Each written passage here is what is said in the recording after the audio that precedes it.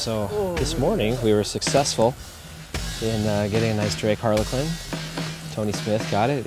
Made an excellent shot in very tough conditions this morning. We kind of pushed a harlequin hunt and we got it to go. It was a lot of fun. I'm John Otto. I have 5 children, 4 daughters and 1 son, Jack. Couldn't get the daughters to really get interested in this sport, but definitely got my son, Jack, and I'm married to a beautiful wife, Tony Otto, who puts up with being a duck widow for this season. Been duck hunting since I was a kid. Actually started out pheasant hunting with my dad, and it morphed into being a waterfowler. Did a lot of hunting with my brother growing up, and through the years I've just learned it's just become a passion. It's become a way of life. We went from jumping puddle ducks when we were in our teens to figuring out how to set decoy spreads. Then we moved on to divers, ultimately moved on to sea ducks in our early 20s. And we've been hunting. This is now a tradition I've been passing down to my son. He's 14 now, he's in his 4th year, and he's already shot 22 of the H41. So I'm really proud of the fact that he's been able to accomplish that, and he's really getting the passion that I have for chasing waterfowl. When did taxidermy start for you? Like, how did you get into that? So I was 19 years old, and I came home from a pheasant trip. I didn't have any mounts. My dad had a mallard mount that he got when he was a kid, and I was always enthralled by that. I got this pheasant, and I was going to get it mounted. So my dad, my brother, and I went into this taxidermy shop, and I saw all the mounts on the walls, and I was in awe. I actually brought my video camera in and videotaped it, and I'm like, I have to learn how to do this. This is what I gotta have. I can't. First off, when I was 19 years old, I couldn't imagine spending the money I did on it, but it was that much important. But I thought, man, if I figure this out, I can do this. And about 2 years later, I finally got the gumption. I bought one of those how-to VHS tapes and learned a few things not to do, but got some basics down. And of course, those mounts that I did in the early years don't exist today. I was lucky enough to find a mentor. Not a lot of taxidermists like to teach because they are they view them as your future competition, and so it's really tough as a taxidermist to get going and learn how. And I was lucky enough to find a mentor, and he taught me some skills that I really needed that the videotape didn't quite fulfill. And it's just one thing about taxidermy. I am by no means a professional or someone that's going to go win awards, and I don't do it for profit. I do friends and family for free. It's the way I like it, and I've made a lot of my friends and family happy, but I don't get an enjoyment out of making any kind of profit in my passion. I don't want it to become a job. It's just the way I'm wired. But it took several years to get to where I would actually maybe post a picture on the internet of something I've done, and there's a lot of great taxidermists out there, and I'm friends with a lot of them, and I'm sure they cringe when they see some of my work, but I know every once in a while I'll put up a bird that I'll get a good compliment, and it's kind of like when you're golfing and you get that one good shot, it keeps you coming back for more. Okay, got the skin off. Yeah, we got it skinned out here, and I made the body. I'm an old school guy. I make my own bodies. I know there's some great cast bodies out there, and I'll use those every once in a while, but you got to put back in what you took out, so that's a good step right there. So just measured that up and made that, and now I just got to flesh and clean up the skin. It does crack me up sometimes when I'll hear a hunter say, "Oh man, I smashed it. It looks terrible, and there's blood on it." If they knew what the process that it goes through, usually I'm a little more cleaner than this, but they definitely would probably get more things mounted. Their taxidermists can do a lot more than they think they can.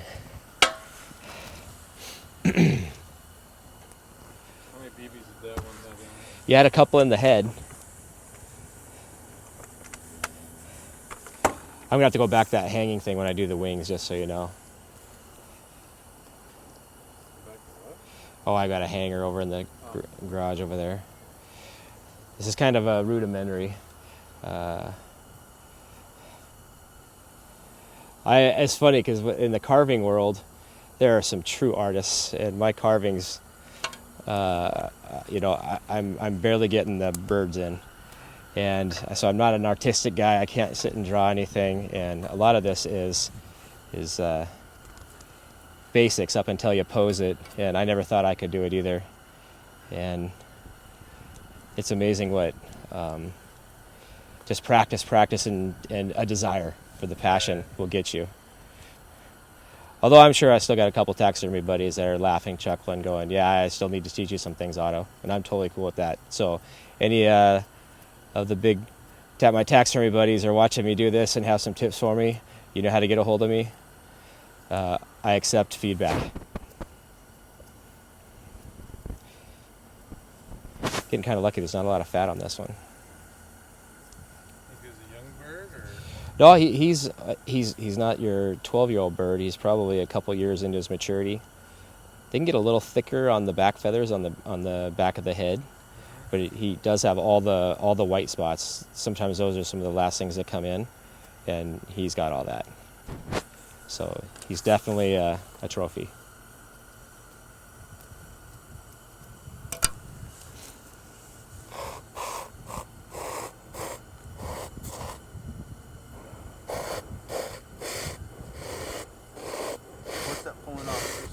This is, it's just a steel wheel. It's a flesher. It takes out the fat in between the quills. You don't want to leave any of that on there, and so it gets it nice and clean.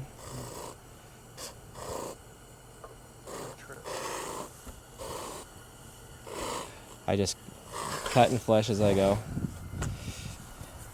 And just work around the bird. I usually do like a 360.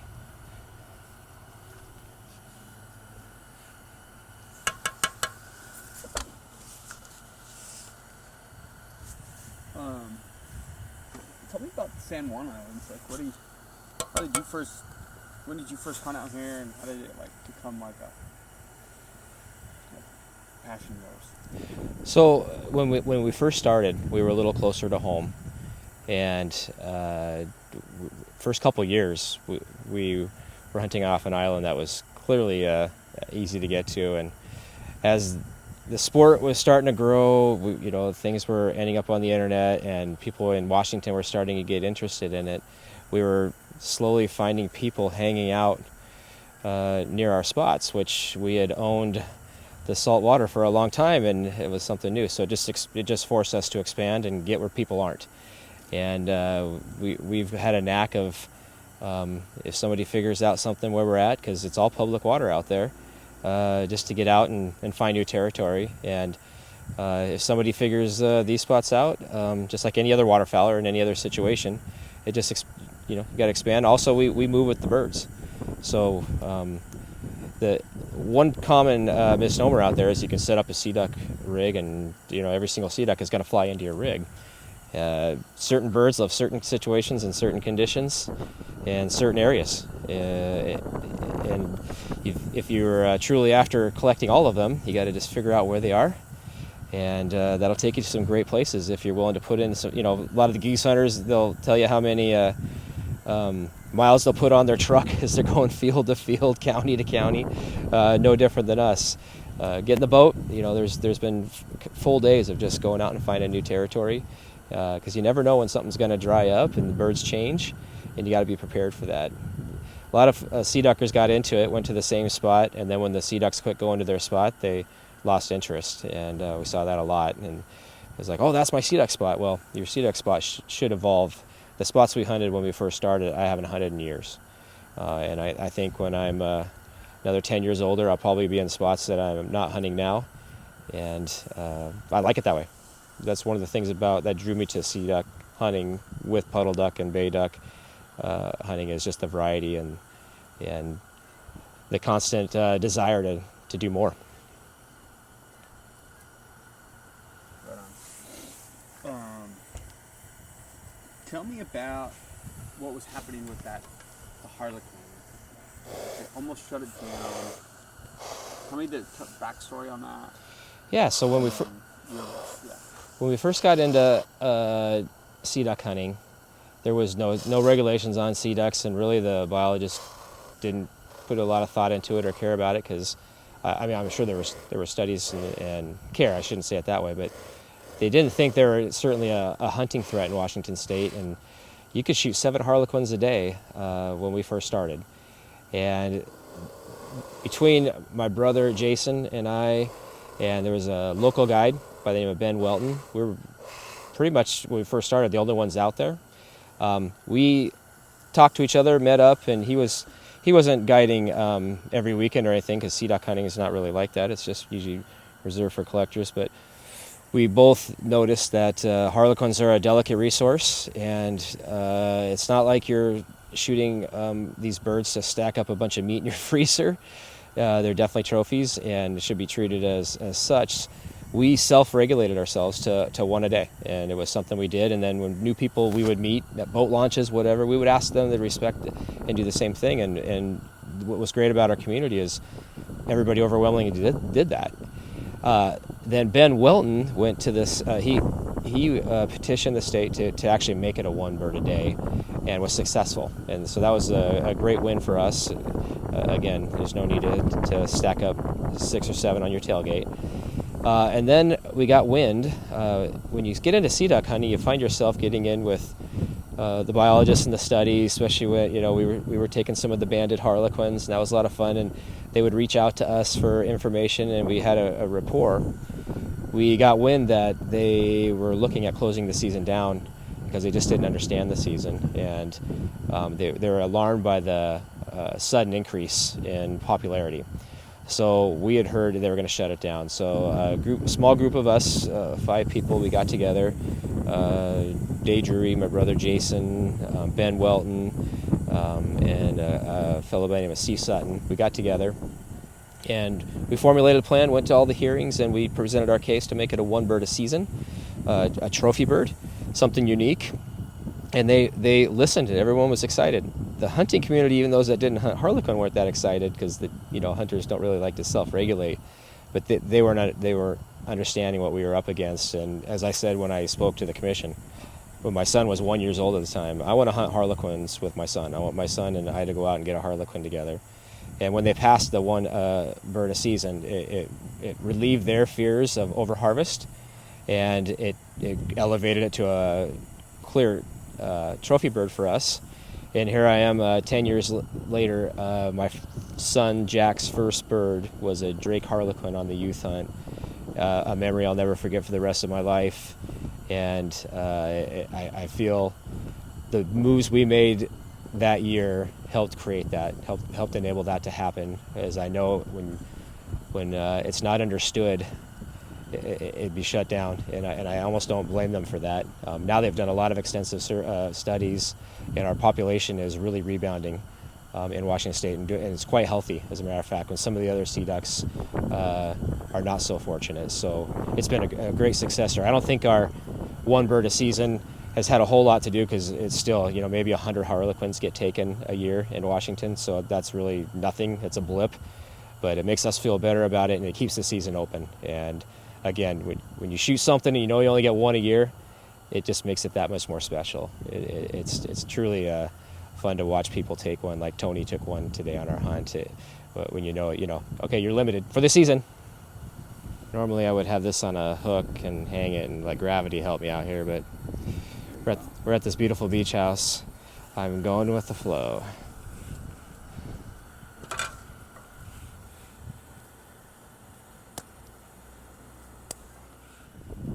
So, what's kind of the bullet point outline of taxidermy on a bird like this? Clean, I mainly use boom, boom, boom, boom, boom. What are the steps? Yeah, skin it.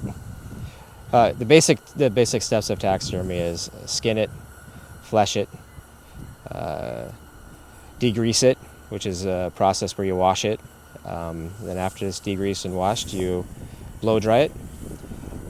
Then you put back in what you took out, body, neck, and toe, all the areas that you're cutting out right here. And then you sew it back together. And the critical part that separates the men from the children is posing it and truly understanding the anatomy of a duck.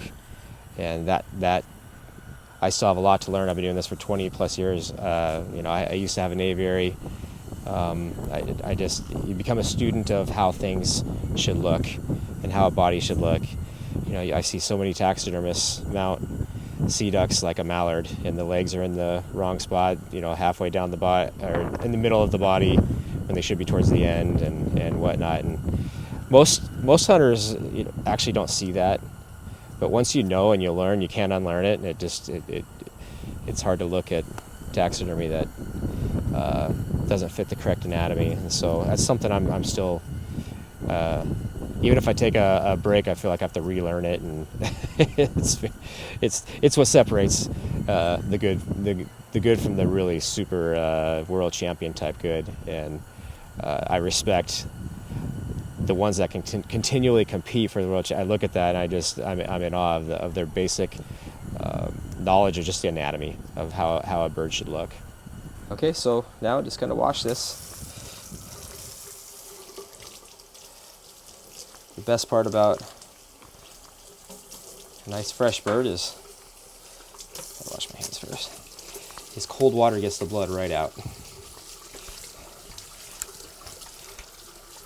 So all you collectors out in the field, if you think your bird's too bloody, don't worry about that. Your taxidermist can get that out just like this.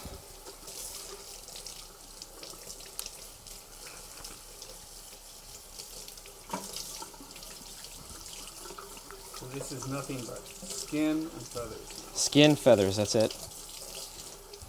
I've saved a few bones inside for leg placements and measurements. It's pretty standard. What about the brain? Did you get that out? Brain is gone. Yeah, I actually used the top of the skull, and I rebuild the head with clay. A lot of people will skin this all the way down and just take it off and throw away the real bill and use a cast bill. It's pretty cool. I prefer the real, just old school. And then we'll do a quick soak to degrease it. As you can tell, it's... What's your favorite bird to mount? Harlequins. I love mounting harlequins. All the pretty colors. You're just as stoked as Tony is on this bird. Tony's getting the full service deal. Come shoot his bird, watch his bird get mounted, leaves with the trophy in the same day. All right, get that good and clean. So how careful do you have to be when you're doing that so you don't ruin the feathers? Really careful, because actually when it gets wet, and I'm just doing a rinse, then we're gonna soak it, but to get all the initial blood off, because sometimes there's little crusty blood and stuff. You gotta work and get all that out. But like a wood duck is so thin, and a lot of the puddle ducks are thin. If you're holding like this, and the weight of the water and the feathers, it'll tear it right off your skin. So there's a way I've learned to hold birds and give them their just due. So there's nothing worse than you do all that work to get it to this stage, only for it just to tear apart in your hands.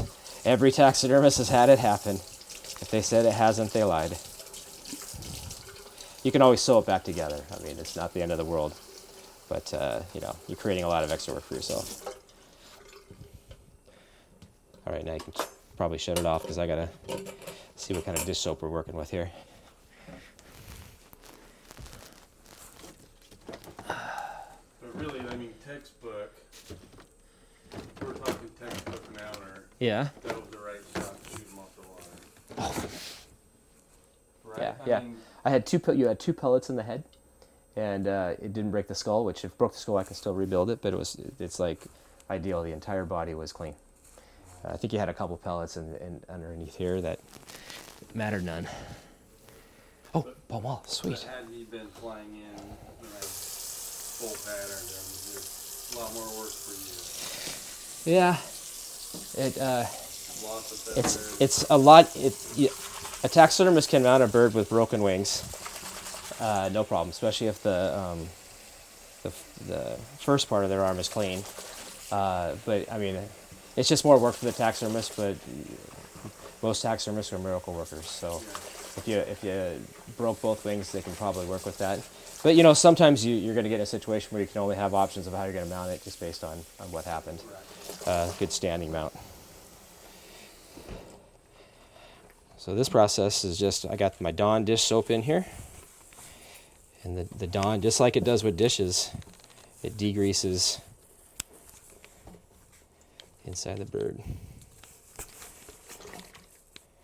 You see, we're getting a nice, beautiful, clean bird. I like to work it in. And we're going to soak this for a little while after I get this done to really get in there and degrease it. I've removed all the fat and everything. The sea ducks are especially greasy. That's just from saltwater or just a diet or what? Yeah, and they pack on a little bit of extra fat. I mean, they live in some pretty harsh environments, as we found out today when we were hunting it. I don't think any mallard would have been hanging out where we were today. But they definitely just they have a fuller feather pattern as well. Like eiders actually have interlocking feathers. That's why sometimes if you shoot a big sea duck and pellets will hit the bottom of your boat. Not every pellet penetrates. They're tough birds. That's why you shoot a sea duck sometimes and the pattern goes around them and they fly off. All right, we've let it soak. Now we're going to take it out. Just got to rinse it thoroughly to get all the dawn out of it. And then we're going to blow dry it. I use a hand blow dryer that I've been using for years. It's a pretty nasty blow dryer now, but a lot of people use tumblers, and there's all sorts of ways to dry a bird. Again, I'm the old-fashioned taxidermist. I just take a blow dryer, and after I put some more borax on it, I just blow it dry. So this is making sure we get all that soap out of there. Got to really work in there and get that down all fluffed up. If you don't dry the down, your bird will look flat. So even when you think you're done blow drying, you keep going until you look and everything is completely dry. That's getting there.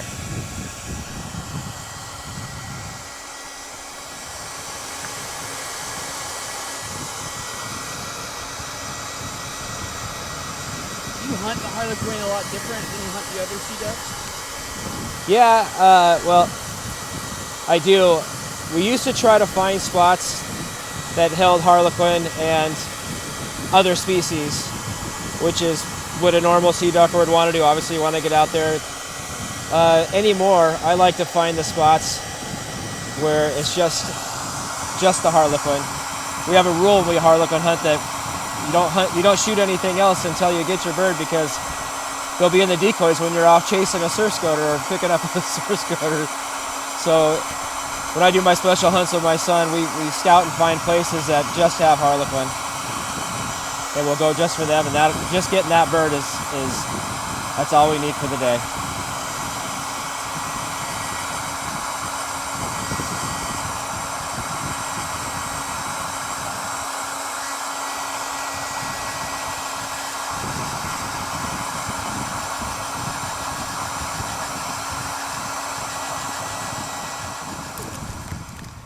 Borax to help dry these feathers.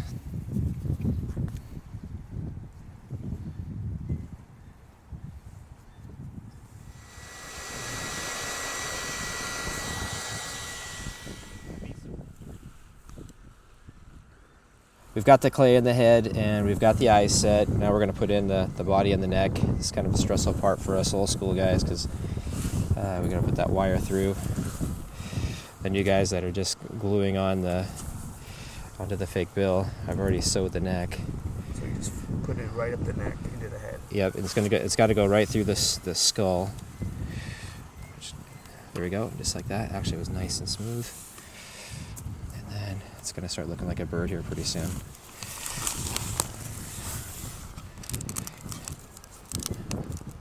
I might have deformed the head a little bit, but that's all in the fixing. And the body goes in, and voila. It's starting to look like a harlequin again, see? We gotta move some of that clay around, but it's all good.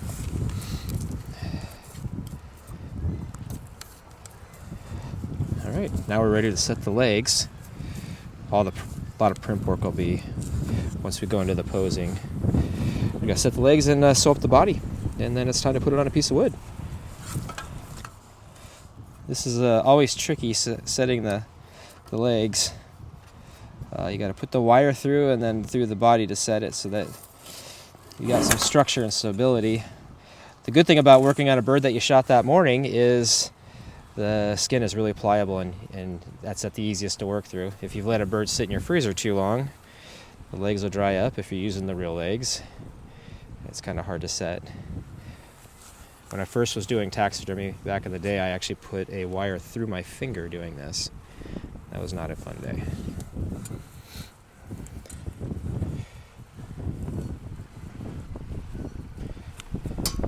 Nice and pliable. You don't want to split those webs, but it'll come right out the back end. And then I go this way. We've got to anchor this to the body. The bird will tell you where it goes. You get a nice cast body, they'll have it marked where the leg goes, but see, if you go like this, you can tell that's pulling, that's not good. If you go this, that's not good. So we want it right there.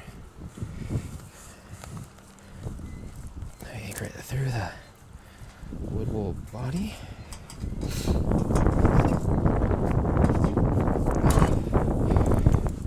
Curl this under.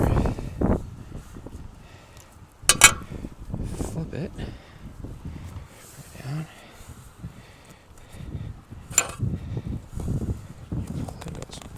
Anchors it right into the body, just like that. I got a lot of excess here, so I can just cut that off. So it's on your way. Oh, okay. Wow. We're getting there. Light all of a sudden. Wow, look at that bird. How's that? Looking awesome. Okay. So basically I start from the bottom and I go up. I just cross stitch and get it back together, and the beautiful thing, see, if you put it together, the feathers just work itself magically. You just got to make sure you match the right parts. If you sew it like this, obviously you're gonna tell.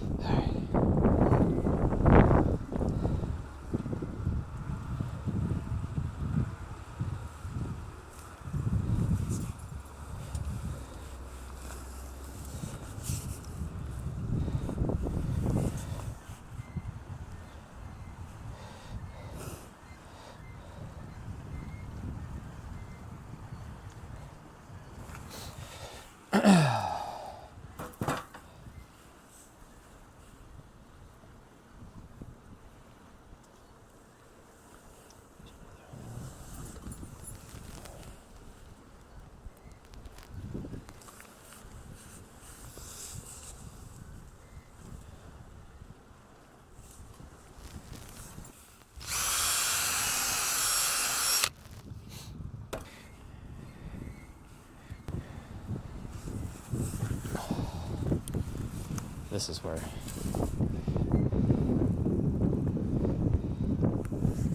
Really cool, man. Is it looking good? Yeah. Bit. Yeah. What are the last steps here? The wings. So we're gonna pin the wings. We're gonna make sure all the body parts are the right flow. We got to set the tail. We got to set the feet. Make sure it doesn't look like it's off balance. And then you go through and you can see all these little point, like you can tell, just a finger touch, or I usually use a little wire or whatever and get all those little imperfections out. And literally, this part of the game you could spend hours. And I usually go inside and take a break, and it's good. It's fun to do while you're watching all TV. But it's starting to take shape. We're getting there. What do you think, dude? Freaking awesome, man. There we go. Get that out there like that. Looking good? Cool. Crazy. Yeah. Cool. We take it All right, inside now. take it inside and let's do some finish work. So, this lighting here is probably really bad, but one thing about a mount, it's done today, but it takes constant watch. You got to watch it for 2 weeks in primp. It's a process. I usually go out and spend a little bit of time with each mount because things can move. I know a lot of people like to wrap them in twine. I just suck at it, or I would do it. That really puts things in place. Probably make me a better taxidermist if I learned how to do that. But Oh, that's such a cool piece of wood too. Oh, yeah. Amazing piece of wood. Tony, there's your mount, buddy. I love it, man. I got a place on my mantle, and it's gonna go with your hand-signed book you sent me. Sweet. Glad I can be a part of your decor. You can see how you can just do this for hours, right? A little Oh, bit. yeah. Yeah. It almost makes you like appreciate the ones that you do like that more.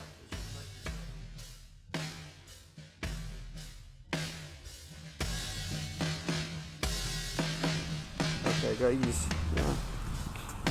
All right, what we got? So here's Tony's Harlequin that was swimming around this morning, mounted this afternoon. Ah. Awesome. Good stuff right there.